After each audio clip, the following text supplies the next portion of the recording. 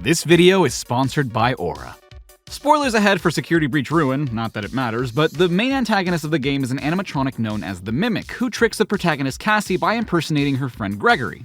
The Mimic gathered Gregory's data by overhearing conversations, taking samples of his voice, and contacting his loved ones using his identity. Just don't ask me how it did that last part. And Gregory's just a kid. Imagine the kind of damage it could do to adults. It could steal their banking information, residential history, private phone numbers, and sell all that information to data brokers who then sell it to various different companies who now know basically all about you. And while it's no secret that these companies use your data to market to you, you might be surprised to find out that they know a whole lot more than just what you might be interested in buying. They could find out who you're interacting with, what coffee shops you go to, what you spend your money on, what medications you're taking, and much like the FNaF series, it's honestly pretty terrifying when you really stop to think about it. You might think I'm kidding, but nope. I recently looked up my name online to see if it was showing up on a project I was a part of, and I didn't have to scroll far to see a bunch of personal information that nobody in their right mind would want on the internet, just waiting for any rando to find and use against you. While these websites offer opt-out requests, it's a chore to submit those requests one by one, and by the end of it, who knows how many other websites are flying under the radar with your data. That's when I remembered that I heard about Aura, a service that submits opt-out requests on your behalf so you can keep you and your loved ones, associates, and childhood friends who go looking for you in a sinkhole under a broken-down pizza mall safe from harm. After I told them about my experience, they were awesome enough to partner with me and offer you guys a 14-day free trial with a 60-day money-back guarantee by heading over to aura.com/charai5 or by using the link in the description, and I think that's incredible. You get to try it for free for 2 weeks, and if you're not satisfied with the service by the end of 2 months, you get your money back, no questions asked. And that thing about websites flying under the radar? Yeah, imagine my surprise when Aura found my data on websites I'd never even heard of that got my information through breaches that I was completely unaware of. Security breaches, one could say. And if you don't want your data or your security breached, head on over to aura.com/charai5 to get a 14-day free trial with a 60-day money-back guarantee. That's aura.com/CHA, 2 R's, 3 I's, and a 5 to keep your data safe and, more importantly, yours.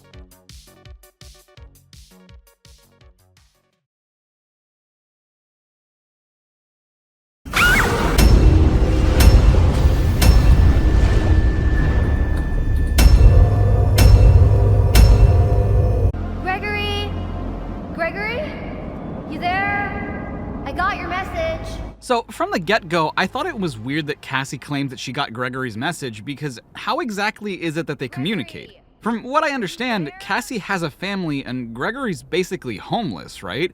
I mean, in what's supposed to be the canon ending to the base game, it seems like he, Vanessa, and Freddy's had all run away together, so it's not like anybody's waiting for him back home, unless Vanessa just up and kidnapped a random child for some reason. But that's beside the point. How do Gregory and Cassie normally communicate? Because Cassie just shows up to the Mega Pizzaplex knowing full well that it's run down and nobody should be allowed in, but it doesn't seem like she exactly knows why she's here. And she feels the need to announce that she got his message, meaning it's probably not something as simple as an email or a text, because not only could Gregory have elaborated on why he wanted to meet up with Cassie at the Pizzaplex in the first place, but she also could have just confirmed that she received the message by way of a thumbs up emoji or something. It also means that either someone relayed the message to her, which just begs the question of why they'd let her come to a closed-down pizza mall all by herself in the first place, or there's another way they're able to indirectly communicate. I doubt it's through mail, because if Gregory knows her address, why not just go to her house? Not to mention, calling it a message and not a letter seems to indicate that it was some other way. It just doesn't make sense to me that Gregory could get in touch with Cassie to tell her where, and I'm assuming when, to meet up, but it gave her no further information than that, and Cassie, who seems like a pretty inquisitive kid, wouldn't bother asking why he wanted to meet up there.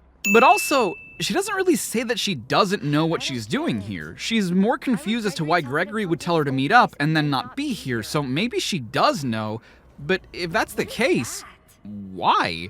What reason did Gregory give her to meet up at the Pizzaplex? Again, it seems weird to me that she would just agree to meet up, no questions asked. Why would that digital monitor be displaying static? If a cable is loose or broken or whatever, it wouldn't be displaying static, it would just be showing nothing, or a screen telling you that there's no signal. I doubt it's a TV because I'm sure they'd be showing some Fazbear Entertainment content on there, meaning that it would be hooked up to a computer controlled by the systems, not an antenna connected to airwaves. I get that it's to add to the creepy horror effect, but it just doesn't make sense. So, logically, right? If Gregory was going to get a head start in exploring the rundown Pizzaplex, leaving Cassie the Roxy talkie makes sense. It's pretty smart, actually. But why would he leave it here? Why not at the very entrance so that she can get in touch with you as soon as possible? Maybe I should leave this discussion for a future rewritten video. Let me guess, either something is going to pop out at me and start chasing me, or the vent is going to collapse. Called it. Also, that is not an oof moment. Oof is for when something seems rough, or getting punched in the gut, or dying in Roblox, not thinking you're about to fall to your death from inside a vent. You can practically hear Cassie let out a scream as she's falling. Is it me, or would a fire extinguisher not be in a first aid kit? Like, I understand putting one near a first aid kit, but not as part of one. Or is this supposed to be a fire emergency kit? Because that's a very different thing. Ow, my head. Where'd that freaking Monty thing go? I'm honestly kind of shocked that Cassie was able to identify that thing as Monty, given how suddenly he popped out and what he looks like now. Because we know that's Monty, we know what happened to him and why he looks like that, but aside from the mohawk and, I guess, the mouth, how would anybody tell that's Montgomery Gator? He doesn't have his glasses, pretty much no part of him is green, he doesn't really talk anymore, he just roars, and oh yeah, he's missing his fucking legs! Wow, what a coincidence that this unit just so happens to bear a similar name but different spelling to the main antagonist from the base game, which was... How did you put it, Freddy? Vanny. It is very similar to Vanessa, and also Bunny. That cannot be a coincidence. God, I hate that line. Ow! That hurts. So that was a f***ing lie. And also, did Helpy say that that was an occipital transponder? The occiput is the lower part of the back of the head. How is the security mask implanting anything when it doesn't even have a backside? Which begs the question, how is the security mask staying on our face in the first place? Ah! What are you still doing here?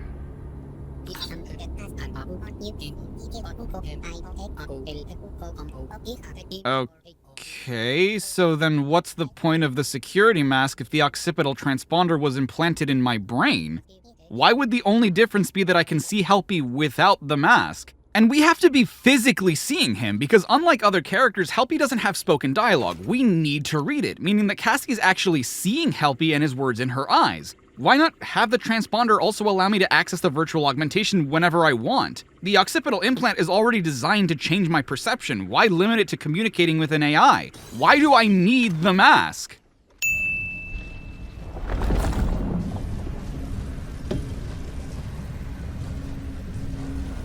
I swear that doorway was blocked. Because it was. I can understand how putting on the security mask would change my perception, but how would it change reality? What are you talking about? None of this makes sense. Welcome to Five Nights at Freddy's, Cassie. That's a security node. Find the child nodes first and deactivate them. Wait, how do you know what I'm looking at? And more importantly, why isn't Cassie questioning that fact at all? So I was trying to deactivate the second security node after your first encounter with the entity. I put the security mask on next to the Monty head cutout inside the second area, and I was teleported near the Monty head cutout from the previous area. I was mega confused because I knew where I was supposed to be, but got all turned around. By the time I walked back, I realized that I technically wasn't even in the AR world. I just had a funky filter on top of the real one. So I tried putting on the mask again, but because the game thought I already had the mask on, I took it off, and this happened.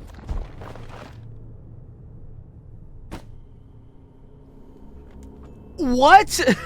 What just happened? Excuse me? I'm so... what? I am on top of the level and I don't even know how I did this? Ooh, excuse me? I'm gobsmacked, dude. The game loads two different maps, one above for the real world and one below for the AR world. When you take the security mask on and off, Cassie's Y coordinate is changed to place her on roughly the same place on the opposite map. But I'm guessing something about where I was when I tried putting on the mask simply displaced my X and Z coordinates instead, and the game assumed I was now on the bottom map in the AR world. When I tried putting on the mask again, thereby taking it off because the game's mask flag was set to it being on, the game tried adjusting my Y coordinate to the top map, which I was already on, placing me out of bounds and causing me to land on top of the real world map.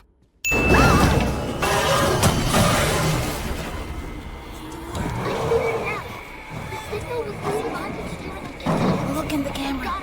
The door is open. You see it again. Keep your distance. The gator grub door is open. You should be able to find a path to the daycare through the security office. How does Gregory know all these things? All we have is a walkie-talkie, unless he's somehow able to see every camera in the Pizzaplex from the sinkhole he's supposedly trapped in. We never even told him that Monty was about to attack us. Why doesn't Cassie bring any of this up? Something I hadn't really noticed about the DLC up until this point is that unlike base Security Breach's free roam design, Ruin is entirely linear, and once you leave certain areas, you can't ever really go back to them. And the change in design alone isn't necessarily a bad thing. In fact, I actually welcome it because I think it enhances the horror experience and keeps things moving. Where it was admittedly a little frustrating was when I realized that I could no longer meet certain objectives that I didn't know existed because I'd already failed to meet any of the requirements necessary for them, as well as get any collectibles I may have already missed. Fortunately, the DLC isn't too long, so having to play through it again wasn't a slog. I just wish I hadn't had to play through it all over again in order to get everything. No, it's a dead end. We've come across a couple of dead ends or inaccessible areas before, and literally all we had to do was put on our security mask, so I don't know why you would think this time would be any different. Where are you? I'm in daycare. Is there a way out of here? Get to the daycare theater. There's a way down to the catwalks. Should help you get to the raceway. I'm probably the only person on the planet who's bothered by this, but as someone who has spent so much time trying to properly format subtitles so that they look at least somewhat aesthetically presentable, it irks the shit out of me that Steelwood Studio seems to not give a Freddy Faz ass about working around the subtitle system in Unreal Engine 4. Trust me, I am well aware of how user-unfriendly it is, but you make it work. It's one of those things that when done well, no one's gonna notice, but when you do it, and I can't stress enough just how much you do this wrong, it sticks out like a mangled thumb. Subtitles shouldn't just contain the last word of a whole ass sentence. You don't just copy and paste shit from a script and call it a day. Fazbear Entertainment has its own construction division? You can't access Superstar Daycare while wearing the security mask, and while we have a narrative reason for not being able to use it later on in the story, that doesn't apply to this area as far as I can tell. Sometimes you just can't wear the mask because the devs don't want you to. Going back to the subject of this DLC being an entirely linear experience, it's entirely possible to mess up during this part of the game, because once you pass a generator, you can't go back up to where the generator was. I was having some serious performance issues with this game, so I had to change my settings and restart. There was an AR collectible I'd found the first time that I was struggling to find on my second go-around, and because I was so distracted with trying to find it, I hadn't even realized I'd skipped the second generator. It's hard to miss, I realize that, but the second you're off that platform, you're basically done for. You'll need to redo this whole section. There's like a weird invisible lip here that kept stopping me dead in my tracks. You can jump over it, but I was just so confused as to why I kept running in place when there was nothing there. Come back soon and have a Fazerific day. Thank you. So, is Sun still conscious? I don't quite get how, considering the whole point of that last section was to reboot him so that he and Moon could be complete and make Eclipse, who didn't even seem to recognize us, so how did Sun, on his own, have the agency to thank us for that? I was struggling a bit during this part of the game because I didn't realize that the endos kind of just leave you alone when you're wearing the security mask because, well, why would that make sense? Again, this is doing more than just augmenting my reality, it's changing it completely. Not only am I able to walk through and see things that I wouldn't be able to in the real world, but things in the real world can no longer see me. It's Gregory. Hey, she's wearing my mask. I mean, no? For one, you're wearing the mask literally right now. 2, did it ever occur to you that more than one security mask can exist? And 3, are you really gonna tell me that Vanny's mask and the Vanny mask look even remotely the same? They're similar, and maybe they're supposed to, but they're definitely not the same mask.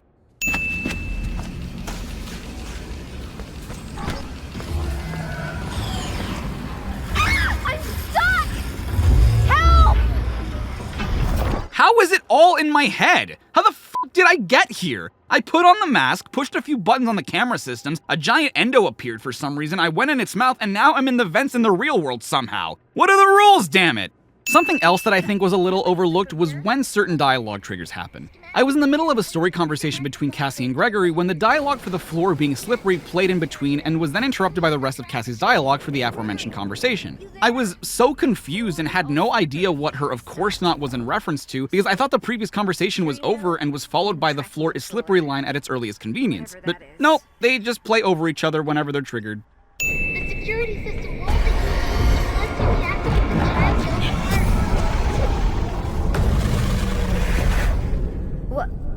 What What happened to it?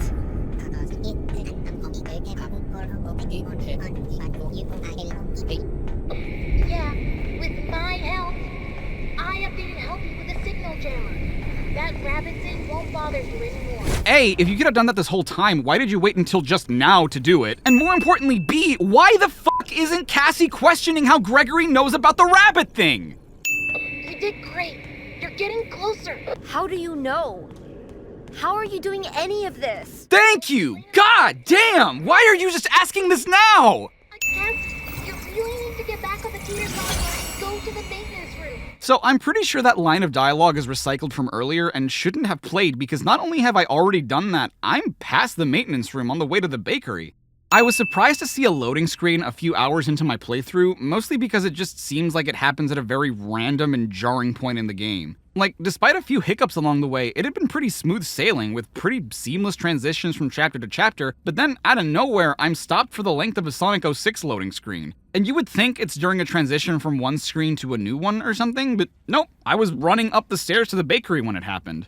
Chica's Feeding Frenzy, much like Monty's Gator Golf, is a cool little minigame that adds to the game's overall charm, but unlike Monty's Gator Golf, you actually get something for completing this, and no one tells you that. Finishing Gator Golf and getting nothing, why would anyone assume Feeding Frenzy would be any different? Not only does minigolf have a foreseeable end, which you see after every hole, a bullet hell like this could potentially go on forever, and in spite of the fact that it tells you what wave you're on, you're never told how many waves there are. And though it may not feel like it, it really does take a while to beat this when you realize that a successful attempt can take over 13 minutes. A successful one. I played Chica's Feeding Frenzy for almost an hour and didn't even realize it because I'd only played about 4 times. In my mind, with so few attempts, there was no way I'd been playing that long.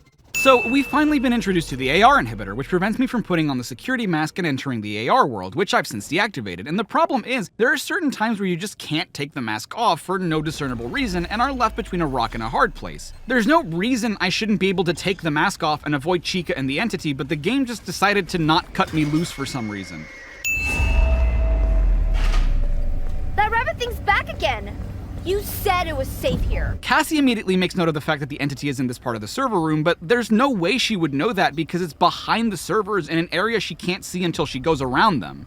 You can pick up items and check your inventory so quickly that the game's pause menu will register that you have a new item before your inventory ever does. How is that possible? The thing goes directly into my inventory. It wasn't until I was typing out the sin about not being able to take off the mask despite having turned the AR inhibitor off that I realized that the opposite is true during the Glamrock Beauty Salon chase. Now, the inhibitor won't allow me to take the mask off until I deactivate it, but earlier, it kicked me out of the Vanny network. So, which is it? Going back to Chica's Feeding Frenzy, what you get for beating all 20 waves is Chica's voice box, which you can give back to her after the Glamrock Beauty Salon chase. The problem is, it doesn't really change anything. On my original playthrough, I decided to approach Chica just to see what would happen. Maybe some extra dialogue, or at the least I'd get jump scared, and yep, she did. Okay, I guess I just have to leave her alone. On my second playthrough, after learning about Feeding Frenzy and what you got for it, when I repaired her voice box, I was disappointed to find out that nothing really happens. She reactivates, says she smells pizza, and then deactivates again, and that's the last time we see Glamrock Chica. Not really worth the time and effort I spent in the minigame if you ask me. Not only that, but why does she let me do this and not attack me? She attacks me if I don't have the voice box, but how does she know? As far as we can tell, she's completely deactivated. And also, why does she power down here all of a sudden? All we did was deactivate the child nodes, and then Chica willingly goes to the bathroom and collapses. We didn't even do anything to her. Oh my god, this part is such boosh. So after you charge the first set of conduits during the Monty re-encounter where he's in the water, you're pushed off the little platform that you're meant to jump on to keep you safe, and because I'm not a fucking psychic and wasn't expecting that to happen, I didn't have the godlike reflex or instinct to jump back onto a platform right away, so Monty got me almost instantly. Sometimes Monty will get you even if you are on a platform, so what the hell do I know? Also, the only reason I was on the platforms where I was because I figured it was off the intended path, so maybe there was an Easter egg or something there, but nope, it's just there to trick you. Give me back my eyes! Ah! Let go! Let go! I'm sorry. Error. Wait, so it would have been as easy as just going up to you and telling you, hey, I'm not Gregory? I really think I need to go get help. Or call the police. It's a little late for that, Cass. What? How How is that supposed to help? What do you mean, how is that supposed to help? You're supposedly trapped under the fucking pizzaplex. How is asking a little girl the same age as you supposed to help? It was around this point in my original playthrough that my recording got primo-zucked, and so from Bonnie Bowl onward, my footage was practically useless, which sucks, because there was an amazing moment that happened in it that I now have to try to recreate, where I lured some mini music men away from one of the child nodes, noticed some of them stuck around, went for it and deactivated it anyway, and got jump-scared by them while the game was auto-saving my progress. Because I died while that was happening, my game crashed. Fortunately, it did save my progress, but when I spawned back in, the mini music men were already deactivated, and so some of their models fell on top of each other, bouncing on all the others until they hit the ground. Finding Glamrock Bonnie behind the bowling alley is a cool little piece of environmental storytelling. We finally know where Glamrock Bonnie's been this whole time, but it begs the question of what the relevance behind deactivating all the wet floor bots was. If we were just doing it for the sake of finding Bonnie at all, that's one thing, and I probably wouldn't have questioned it, they're just a gameplay prop. But we find 4 of them surrounding his body, and his eyes stop glowing once these last 4 are deactivated as well, and that doesn't really help explain anything. But welcome to Five Nights at Freddy's, I guess. I'm no expert on graffiti, far from it, but it's a bold choice to graffiti inside vents. Not only because you'd be inhaling toxic fumes up the ass in that incredibly tight space, but graffiti is usually a public art form, so who the f*** is gonna see it from within these vents? This is a really weird one. So whenever we're able to upgrade Freddy in the base game, he lays back, allowing us to see the soles of his feet, and we can clearly see that he has no writing on them. Any reasonable person would then assume that because this Freddy has the word prototype imprinted on his right foot, that this is another Glamrock Freddy entirely, one we've never seen before, but that must have also existed in the Pizzaplex at the same time as Gregory's adventure in the base game. The problem is, Ruin heavily implies that the canonical ending to Security Breach is what's called the Redemption ending, which has you completing all 3 Princess Quest minigames. Now, there are 2 different endings in which Vanny has Freddy disassembled by the staff bots, and the Redemption ending is one of them, with Gregory taking Freddy's head as he finally leaves the Pizzaplex alongside Vanessa the security guard, and we can make a pretty safe assumption that that is Vanessa, not only because we see blonde hair slightly out of frame abandoning the mask, but because she's the only other human in the game and the only character here that we know has that hair color. More to the point, the other ending in which Freddy is disassembled is the Disassemble Vanny ending, which has Gregory turn the staff bots against her and, well, do what it says on the tin. Freddy, however, was still torn apart, and it's understood that he deactivates, but we don't really get to see the aftermath to know whether or not Gregory might have still taken Freddy's head anyway, but by then it seems pretty pointless to do so. Something I notice about this ending, though, is the way Freddy's chest looks, which is exactly the same way this prototype Freddy's chest is.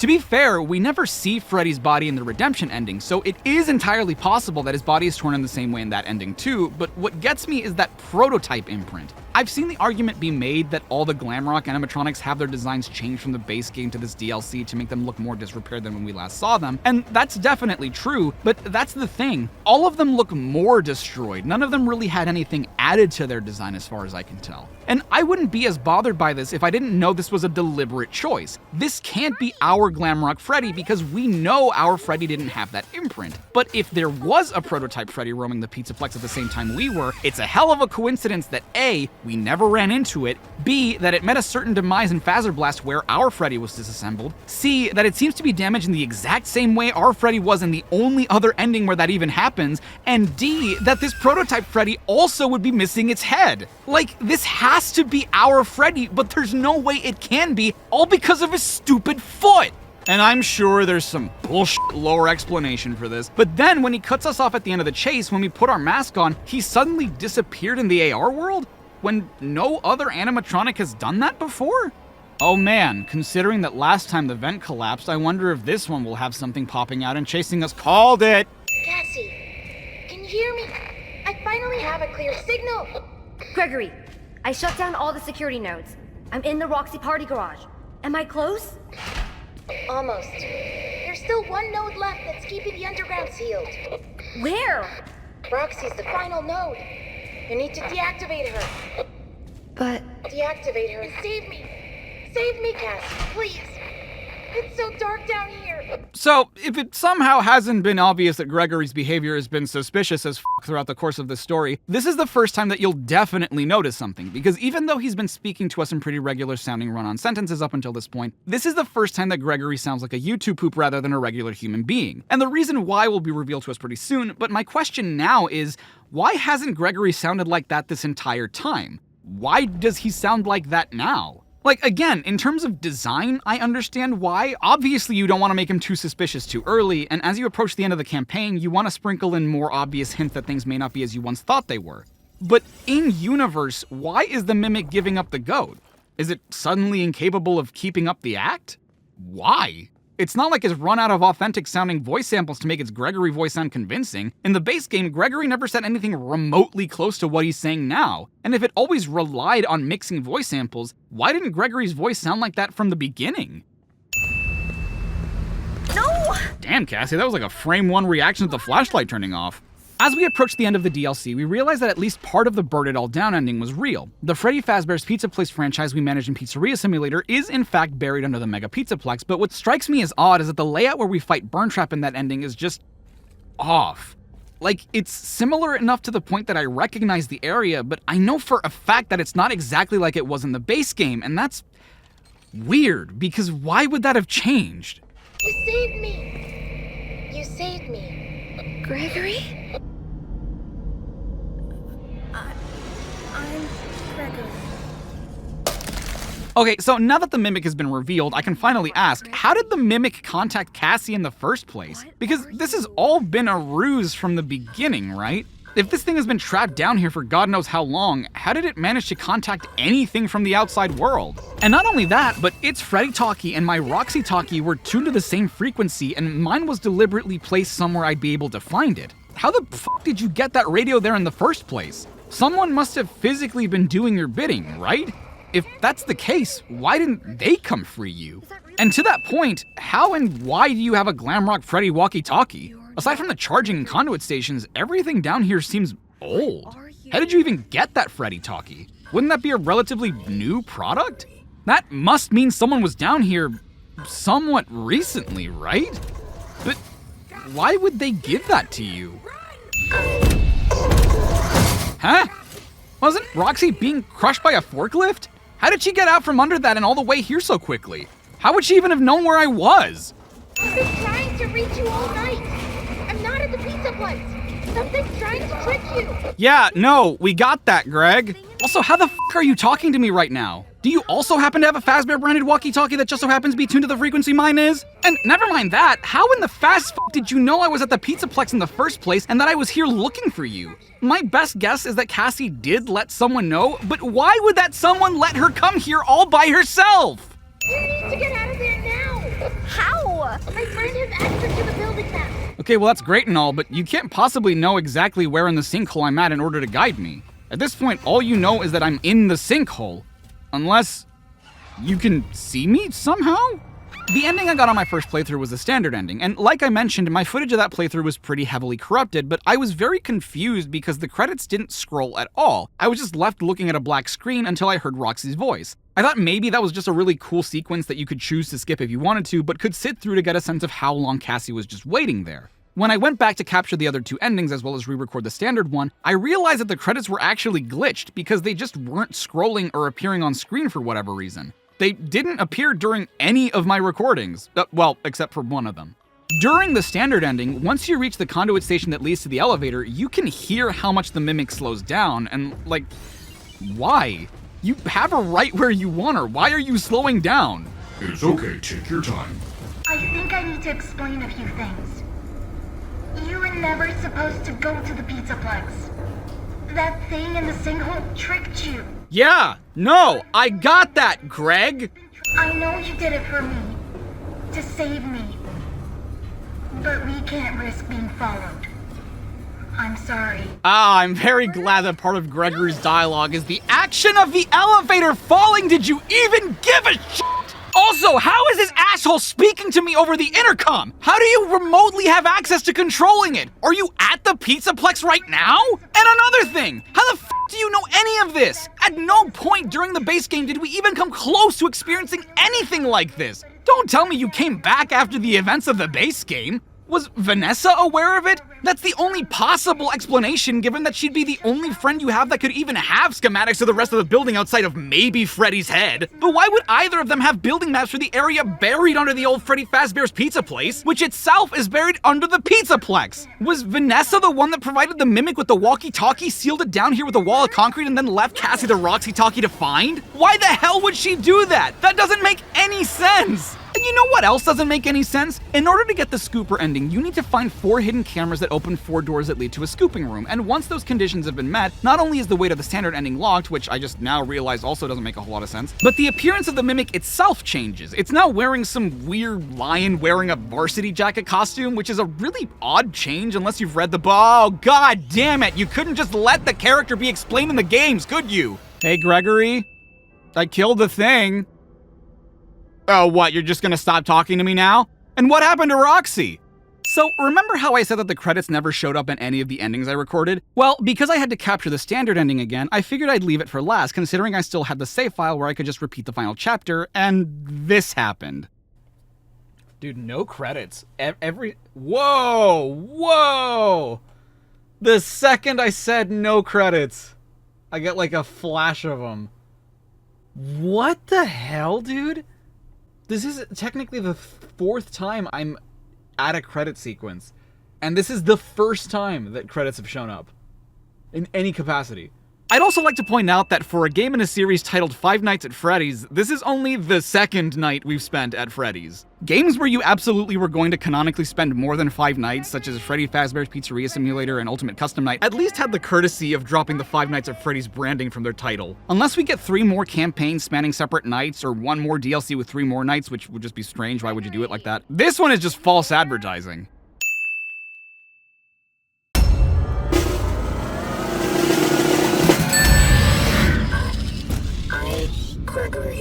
Hey everyone, Char5 here. Thank you so much for watching my CINEMASINS pastiche of everything wrong with Five Nights at Freddy's Security Breach Ruin. This is one that I've been wanting to do since it was announced, so I'm glad I finally got to experience it. It was a pretty fun one, I was surprised. Question of the video. What approach do you think works best for Five Nights at Freddy's? Do you think that this more linear, sort of on-rails approach works best, or would you want to see another sort of open roam game like the base game was?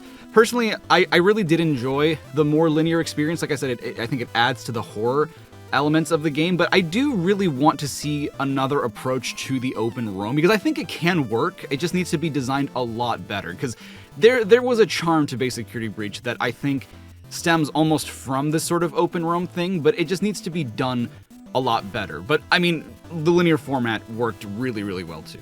On screen, you're seeing the name of the awesome patrons and channel members who decide to contribute every month to the continuation of this channel. If you want to help support and see your name on screen, see these videos a day early, you can head on over to the link in the description to my Patreon, or hit the join button underneath this video or beside, wherever it may be. Any little thing helps, any sort of interaction, commenting, sharing, liking, subscribing, all those fun things. And I thank you so much just for getting to this point of the video and watching. I will see you guys next time. Stay safe, stay awesome. This is Char5, signing off.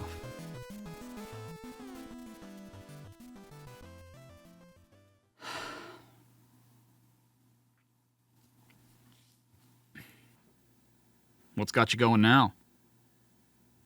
I shouldn't... We shouldn't have announced it when we did. Why? Because there's still so many we want to make.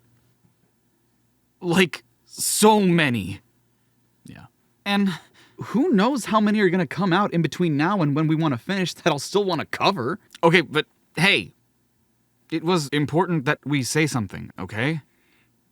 Look, it may not be soon, like, at all, but at least we know what we want the last one to be. And we wanted to let people know that this was the plan. Honestly, quitting cold turkey was a stupid idea. We both agreed on this. Yeah. They're going to slow down for a little bit, and then we'll stop. And who knows? Maybe it's not gone for good. It'll come back from time to time. There's nothing wrong with that. Thank you. Of course. Hey, you excited? Yeah. Scared. Still, but excited. Good. For now, you have a very special one to make. I sure do. One they probably won't see for a while. See? They'll come back from time to time. Yeah.